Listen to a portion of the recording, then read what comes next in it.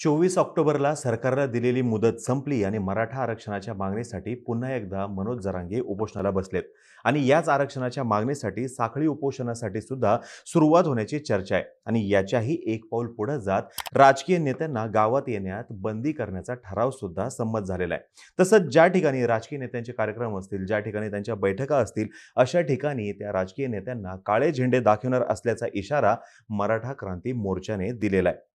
महाराष्ट्र सरकारनं मराठा समाजाला एससीबीसीचं आरक्षण दिलं, जे कोर्टामध्ये टिकलं नाही। केंद्र सरकारने ईडब्ल्यूएसचा पर्याय उपलब्ध करून दिला, पण मराठा समाजाचे सध्याचे आंदोलन हे सरसकट कुणबी जातीमध्ये समावेश करावा आणि याद्वारे ओबीसीमध्ये समावेश व्हायला हवा यासाठी होताना दिसतंय। आज आपण सविस्तरमध्ये माहिती घेऊयात मराठा समाजासाठीच्या आरक्षणाचे 3 पर्याय कोणते आहेत आणि याच्यातील अंमलबजावणीच्या मर्यादा ज्या आहेत त्याच्यावरती सुद्धा आपण प्रकाश टाकण्याचा प्रयत्न करूयात।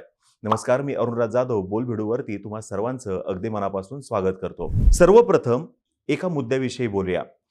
50% आरक्षणाची मर्यादा जी आहे ती ओलांडता येणार नाही अशी चर्चा सातत्याने होत असते आणि ही मर्यादा कोर्टाने टाकलेली आहे असं सुद्धा म्हटलं जातं।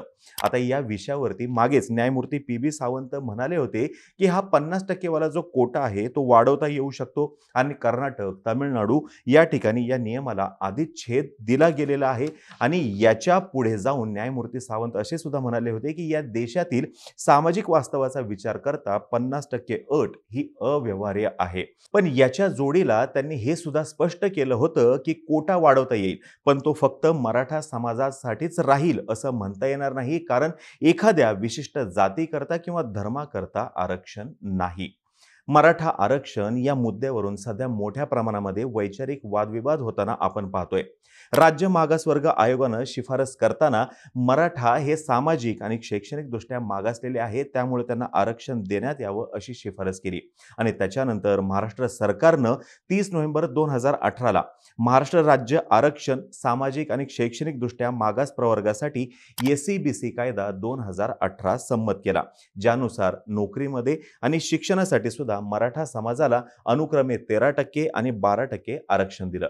पण हायकोर्टामध्ये हे आरक्षण टिकलं आणि सुप्रीम कोर्टामध्ये ते टिकलं नाही, सुप्रीम कोर्टाने ते फेटाळून लावलं। आता हे फेटाळलं जे गेलं त्याच्यासाठीच्या मर्यादा कोणत्या समोर आल्या त्या तुम्हाला सांगतो। पहिलं म्हणजे समाज हा सामाजिक दृष्ट्या मागासलेला आहे किंवा नाही हे ठरवण्यासाठी मागासवर्ग आयोग नेमण्याचा अधिकार हा माननीय राष्ट्रपतींना आहे, राज्यघटनेच्या कलम 340 नुसार। दुसरा मुद्दा म्हणजे या संदर्भात दुसऱ्या मागासवर्गीय आयोगाच्या वेळेस, म्हणजे ज्याला आपण पॉप्युलरली मंडल कमिशन असं म्हणतो, त्यांनी 3743 जातींचा मागासवर्गीय म्हणून समावेश केला होता त्यांच्या लिस्टमध्ये। आता कालेलकर आयोग घ्या किंवा मंडल आयोग घ्या, यांच्या मागासवर्गीय जातीच्या लिस्टमध्ये मराठा जातीचा उल्लेख नाही आणि समावेश सुद्धा नाही। तिसरा मुद्दा जो आहे तो म्हणजे गायकवाड अहवालावरती सुद्धा माननीय सुप्रीम कोर्टाने आक्षेप घेतला आणि निरीक्षण नोंदवलंय की कलम 16(4) नुसार एखाद्या मागास समाजाला लोकसंख्येच्या प्रमाणात नव्हे तर योग्य प्रमाणामध्ये प्रतिनिधित्व मिळणं गरजेचं आहे। प्रपोर्शनेट नाही तर ॲडिक्वेट प्रमाणामध्ये प्रतिनिधित्व मिळणं गरजेचं आहे आणि हे माननीय सुप्रीम कोर्टाचं निरीक्षण आहे, जी की फार महत्त्वाची मर्यादा आहे। आणि याच्या जोडीलाच गायकवाड आयोगापूर्वी जे कोणते राष्ट्रीय आयोग नेमले गेले किंवा राज्य मागास आयोग नेमले गेले, या सर्वांनीच मराठा समाज हा पुढारलेला समाज असल्याचा स्पष्टपणे अहवाल दिलेला आहे। मग ज्यावेळेस सुप्रीम कोर्टाने मराठा समाजासाठी दिलं गेलेलं आरक्षण फेटाळलं त्यावेळेस 102वी घटना दुरुस्ती ही परत एकदा चर्चेमध्ये आली होती। तो मुद्दा काय आहे ते सुद्धा सांगतो। 102व्या घटना दुरुस्तीनुसार 11 ऑगस्ट 2018 रोजी केंद्र सरकारने राष्ट्रीय मागासवर्ग आयोगाला घटनात्मक दर्जा दिला आणि याच्यामध्ये कलम 338 चा समावेश केला, ज्याच्यानुसार राष्ट्रीय मागासवर्ग आयोग स्थापन करण्याचा अधिकार हा केंद्र सरकारला आहे। आता याच्यातीलच कलम 342 याच्यानुसार सामाजिक आणि आर्थिक मागास प्रवर्गात कोणत्या समाजाचा समावेश करावा याचे अधिकार हे राष्ट्रपती आणि संसदेला आहेत। पण कलम 15 आणि 16 नुसार हे अधिकार राज्यांना दिलेले आहेत. जर का राज्यांचा अधिकार नाकारला तर राज्यांचे जे मागासवर्ग आयोग आहेत आणि त्यांनी केलेल्या ज्या शिफारशी आहेत त्या निरर्थक ठरतील, ही सुद्धा शक्यता या ठिकाणी निर्माण झाली.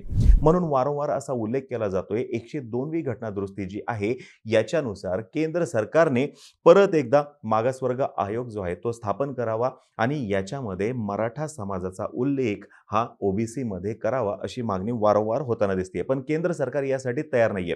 जर का मराठा समाजापुरतं जर का अशी तरतूद केली तर गुजरातमधून पटेल समाज घ्या किंवा पाटीदार समाज, हरियाणामधून जाट आणि आंध्र प्रदेशामधून कापू समाज जे आहेत ते सुद्धा अशाच पद्धतीने मागणी करतील आणि त्यांना सुद्धा सकारात्मक प्रतिसाद द्यावा लागेल, जी सगळ्यात मोठी मर्यादा सरकारसमोरची आहे. आता याच्यातला दुसरा पर्याय आहे तो म्हणजे ईडब्ल्यूएस, इकॉनॉमिकली वीकर सेक्शन. याच्यानुसार 10% आरक्षण दिलं केंद्र सरकारनं शिक्षण आणि नोकरीमध्ये. म्हणजे ज्यांचा एससी एसटी मध्ये समावेश नाही, ओबीसी मध्ये जे नाहीयेत, पण जे ज्यांची आर्थिक परिस्थिती नाजूक आहे, इकॉनॉमिकली जे वीकर आहेत, आर्थिकदृष्ट्या जे दुर्बल आहेत, त्यांच्यासाठीचं हे आरक्षण होतं.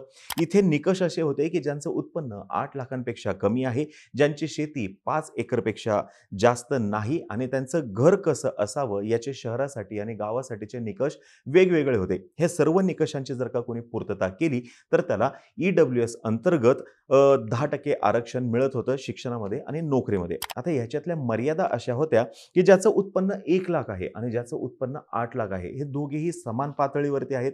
यासोबतच ज्याच्याजवळ 1 एकर शेती आहे आणि ज्याच्याजवळ 5 एकर शेती आहे, हे दोघेही समान पातळीवरती आहेत.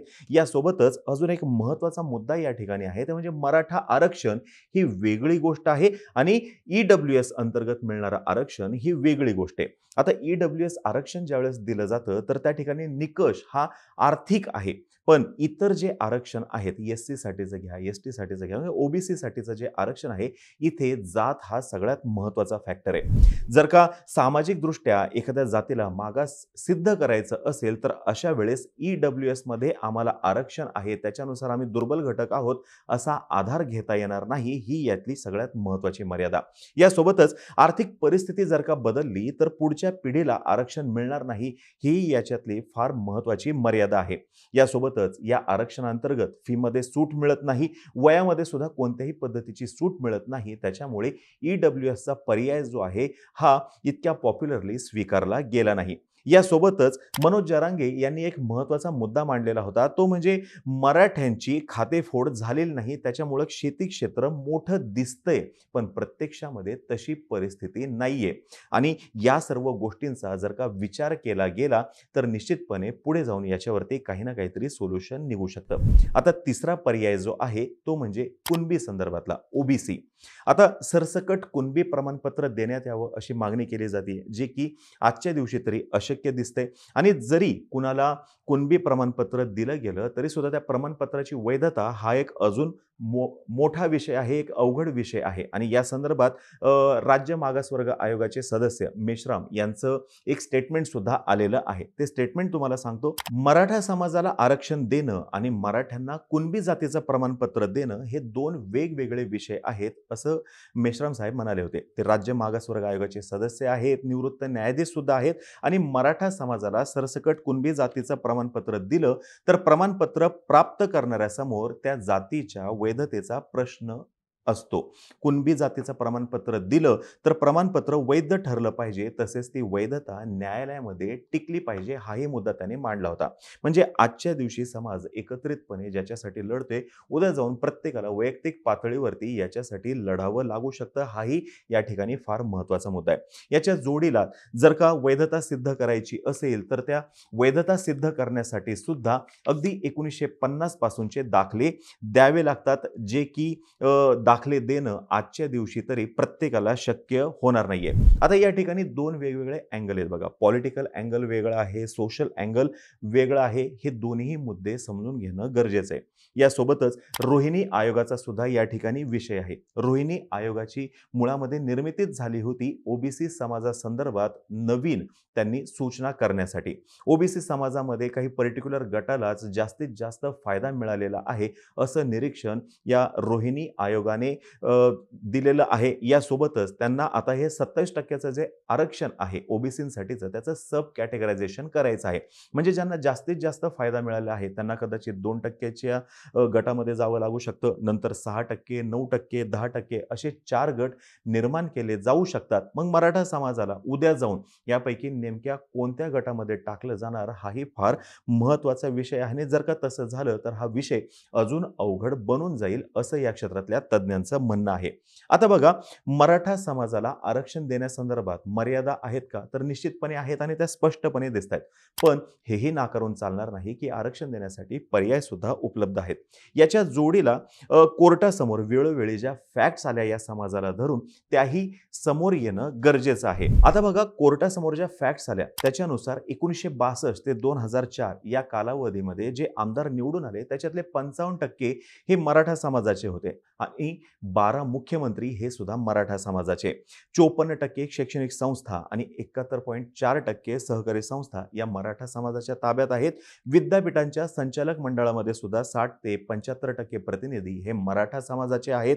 105 साखर कारखान्यांपैकी 86 वरती मराठा समाजाचं नियंत्रण आहे आणि 23 जिल्हा बँकांवरती सुद्धा आणि 70 ते 75% जमीन ही मराठा समाजाच्या ताब्यात आहेत. या फॅक्ट्स कोर्टासमोर आलेल्या होत्या. मग याच्यावरती आक्षेप घेतला गेला आहे का? तर बिलकुल या आकडेवारीवरती, या फॅक्ट्सवरती आक्षेप घेतला गेला नाही आणि हे फार महत्त्वाचं निरीक्षण सुप्रीम कोर्टाने नोंदवलंय. याच्यावरती आक्षेप घेतला गेला नसल्याचं.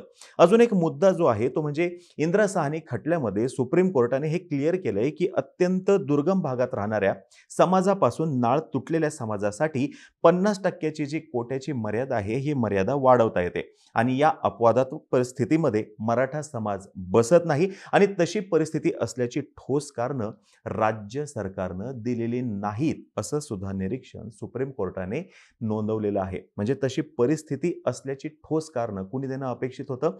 तर राज्य सरकारनं देणं अपेक्षित होतं. हेही निरीक्षण कोर्टाने नोंदवलेलं आपल्याला दिसून येतंय.